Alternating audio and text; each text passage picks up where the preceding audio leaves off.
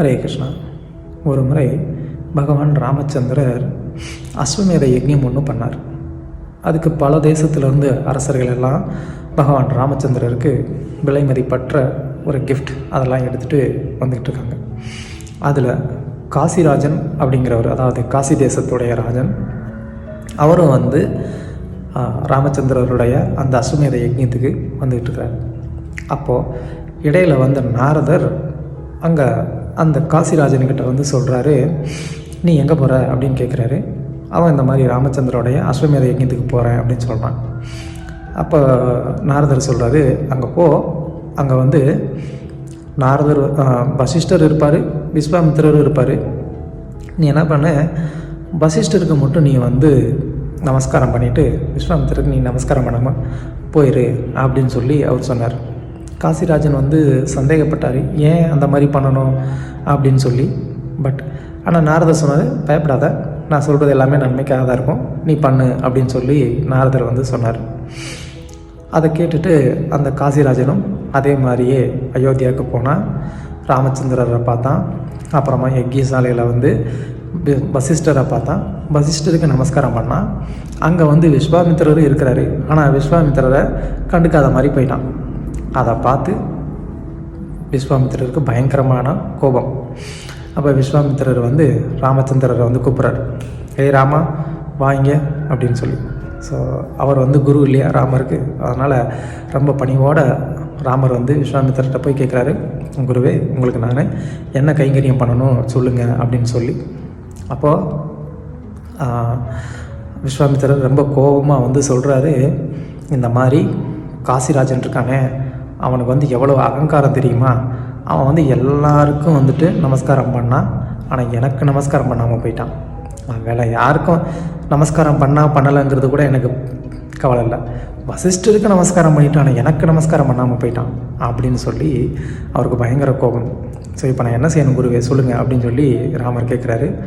அதுக்கு விஸ்வாமித்திரர் சொல்கிறாரு, இன்னைக்கு சாயங்காலத்துக்குள்ளே அவனுடைய தலை என் காலில் படணும் அப்படின்னு சொல்லி விஸ்வாமித்திரர் சொல்லிட்டார். சொன்ன உடனே சரி அப்படின்னு சொல்லி ராமர் தேடுறாரு, எங்கே அந்த காசிராஜன் அப்படின்னு சொல்லி. அவர் ரொம்ப கோபத்தோட காசிராஜனை தேடுறாரு அப்படின்னு தெரிஞ்ச உடனே காசிராஜன் அங்கேருந்து ஓடிடுறாரு. ஐயோ, இந்த நாரதர் தேவையில்லாமல் நம்மளை ஒரு வம்புல மாட்டி விட்டாரு அப்படின்னு சொல்லி அங்கேருந்து காசிராஜன் ஓட ஆரம்பிச்சிடுறாரு. பகவான் ராமச்சந்திரர் இன்னைக்கு சாயங்காலத்துக்குள்ளே உன் தலையை நான் எடுக்காமல் விட மாட்டேன் அப்படின்னு சொல்லி ராமர் வில்லு மம்புமா காசிராஜனை விரட்டுறாரு. இந்த காசிராஜன் ஐயோ நாரதா எங்கே போயிட்டீங்க, என்னை இப்படி மாட்டி விட்டுட்டீங்களே, பகவான் ராமச்சந்திரரை எதிர்த்து என்னால் யுத்தம் பண்ண முடியுமா அப்படின்னு சொல்லி ஓடிக்கிட்டே இருக்கிறாரு. அப்போது சடனாக நாரதர் அவர் முன்னாடி காட்சி கொடுத்து, ஏன் பயப்படுற, நான் தான் பார்த்துக்கிறேன்னு சொன்னல, கவலைப்படாத, நீ என்ன பண்ணு, நேராக அஞ்சனா, அதாவது ஹனுமானுடைய அம்மா இருக்கிற இடத்துக்கு போ, அங்கே போய் நீ என்ன சொல்லி எனக்கு பாதுகாப்பு கொடுங்கன்னு கேளு, அவங்க உனக்கு பாதுகாப்பு கொடுப்பாங்க அப்படின்னு சொல்லி நாரதர் சொல்கிறாரு. அதே மாதிரி அவர் என்ன பண்ணுறாரு, அஞ்சனாவுடைய அந்த அரண்மனைக்கு போகிறாரு. அங்கே என்னுடைய உயிருக்கே ஒரு ஆபத்தாக இருக்குது, நீங்கள் தான் எனக்கு அடைக்கலம் கொடுக்கணும் அப்படின்னு சொன்ன உடனே அப்போ அஞ்சனா பயப்படாதீங்க, கண்டிப்பாக நான் உங்களுக்கு பாதுகாப்பு கொடுக்குறேன் அப்படின்னு சொல்கிறாங்க. அவங்களுக்கு அந்த மாதிரி ஒரு வாக்கு கொடுத்த உடனே அஞ்சனா தன்னுடைய பையனான ஹனுமானை கூப்பிட்றாங்க. ஹனுமான் உடனே அங்கே வர்றார். வந்த உடனே ஹனுமான்கிட்ட அஞ்சனா கேட்குறாங்க, அம்மாவுக்கு ஒரு உதவி தேவைப்பா, உன்னால் பண்ண முடியுமா அப்படின்னு சொல்லி.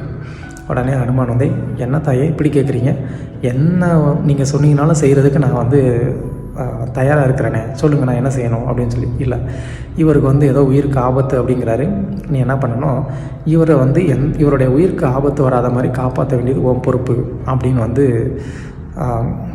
அஞ்சனா சொல்கிறாங்க.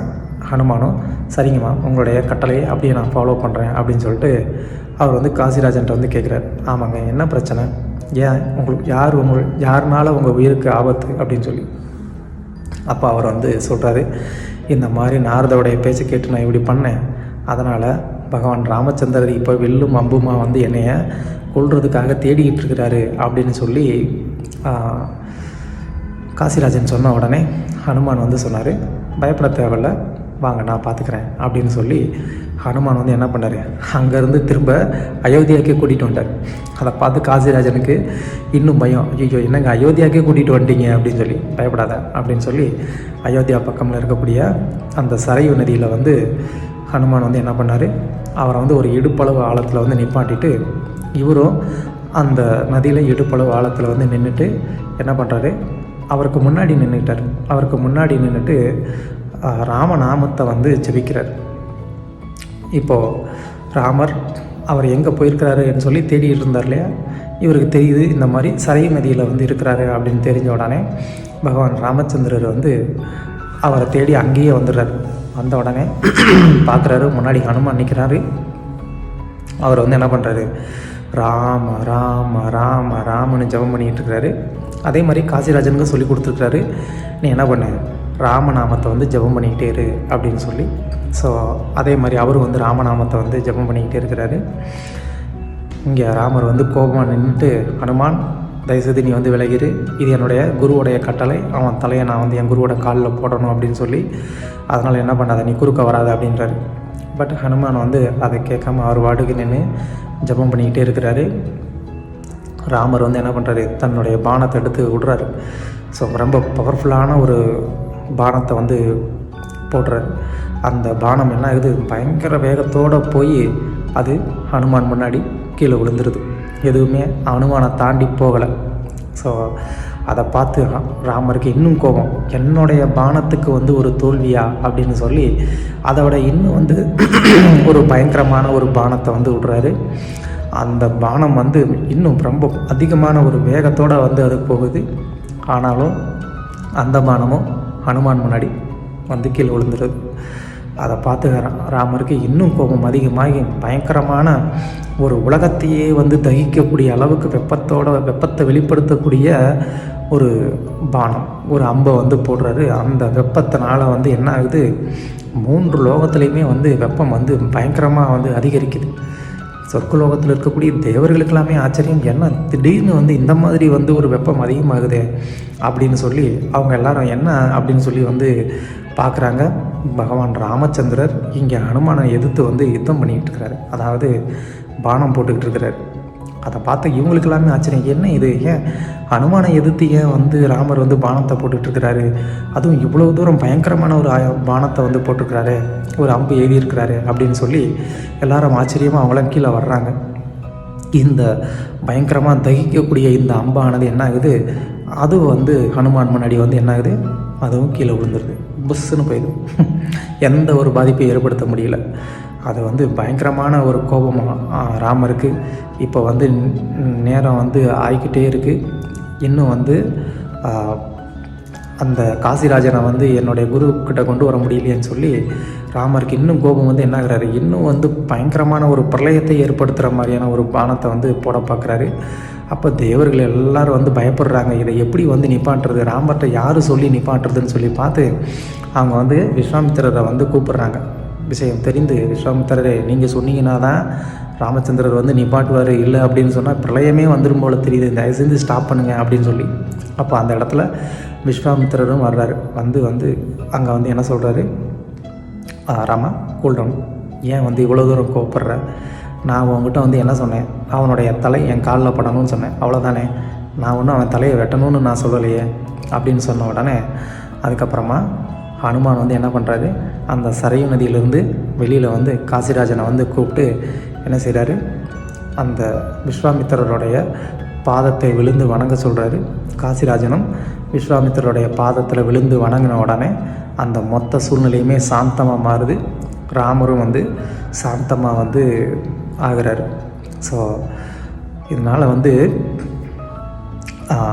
பகவானுடைய பக்தர்கள்கிட்ட யாராவது ஒருத்தர் வந்து சரணடைந்தார் அப்படின்னு சொன்னால் அந்த பக்தரை பகவானே வந்து அழிக்கணும்னு நினச்சா கூட அழிக்க முடியாது அப்படிங்கிறதையும், பகவானுடைய ராம நாமமானது நமக்கு எப்பேற்பட்ட ஆபத்தில் இருந்து நமக்கு வந்து பாதுகாப்பு கொடுக்கும் அப்படிங்கிறதையும் நம்ம இதிலேருந்து தெரிஞ்சுக்கலாம். ஏன் பகவான் ராமரே நம்மளை வந்து தாக்கணும்னு நினச்சா கூட அவர்கிட்ட இருந்து அந்த அவருடைய நாமமானது நம்மளை காப்பாற்றும் அப்படிங்கிறத இதிலேருந்து தெரிஞ்சுக்கலாம். அது மட்டும் இல்லாமல் ஹனுமானை போன்ற உயர்ந்த பக்தர்களுடைய ஒரு அடைக்கலம், அவங்கக்கிட்ட நம்ம வந்து சரணாகதி பண்ணோம் அப்படின்னு சொன்னால், அப்போ நம்மளுடைய வாழ்க்கையில் எந்த விதமான ஒரு ஆபத்தும் வராமல் அவங்களால நம்மளை காப்பாற்ற முடியும் அப்படிங்கிறதையும் இதிலிருந்து தெரிஞ்சுக்கலாம்.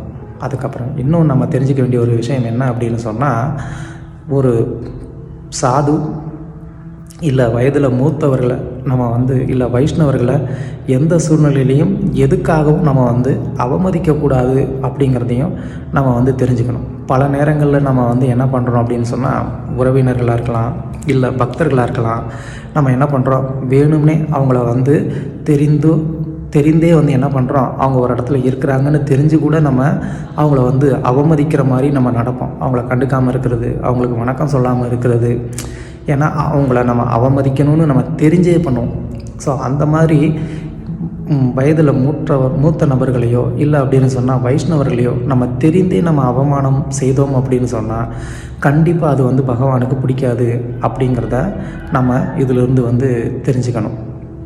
ஸோ இந்த மாதிரி தெரிந்து அவமானம் செய்தோம் அப்படின்னு சொன்னால் கண்டிப்பாக பகவானே நம்மளை வந்து தண்டிப்பார் அப்படிங்கிறதையும், நம்மளுடைய புண்ணியம், நம்ம எவ்வளோ புண்ணியம் செய்திருந்தால் கூட அது நம்மளை வந்து காப்பாற்றாது. தர்மசாஸ்திரத்தில் வந்து சொல்லியிருக்கு, ஒரு வயதில் மூத்த நபர்களை நம்ம வந்து அவமதிக்கும் போது இல்லை ஒரு வைஷ்ணவர்களை வந்து அவமதிக்கும் போது அந்த க்ஷணமே நம்மளுடைய புண்ணியமெல்லாம் வந்து காலியாகிடுது அப்படின்னு சொல்லி தர்மசாஸ்திரத்தில் வந்து சொல்லியிருக்கு.